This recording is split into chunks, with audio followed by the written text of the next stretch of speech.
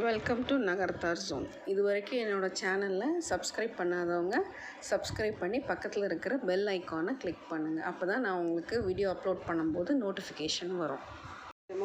ஒரு பச்சை சட்னி பார்க்கலாம்.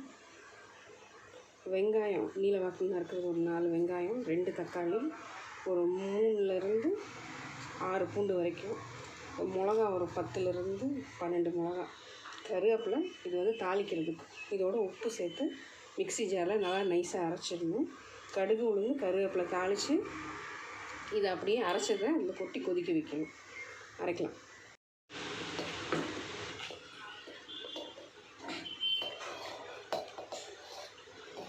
தக்காளி,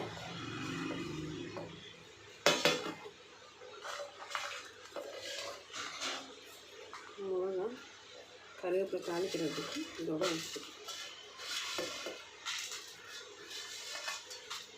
தண்ணி ஊற்றக்கூடாது, அப்படியே அரைக்கணும்.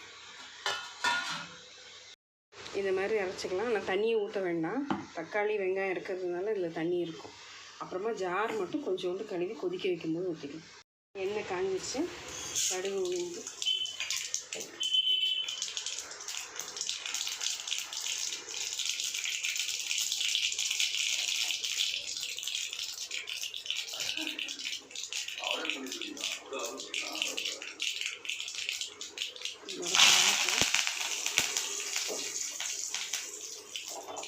அரைச்ச சட்னி.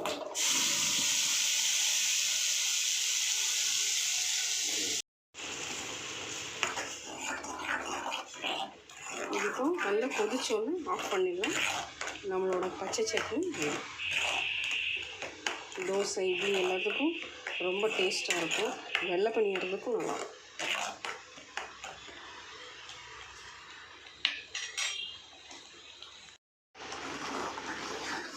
இது நல்லா கொதிச்சிருச்சு வரும். அவ்வளோதான். இப்போ ஆஃப் பண்ணிவிட்டு ஒரு கிணத்துல ட்ரான்ஸ்ஃபர் பண்ணுங்கள். நம்ம சட்னி ரெடி ஆகிடும். தேங்க்யூ. லைக் பண்ணுங்கள், ஷேர் பண்ணுங்கள், கமெண்ட் பண்ணுங்கள். அப்போ சப்ஸ்கிரைப் பண்ணி பெல் ஐக்கானை கிளிக் பண்ணுங்கள்.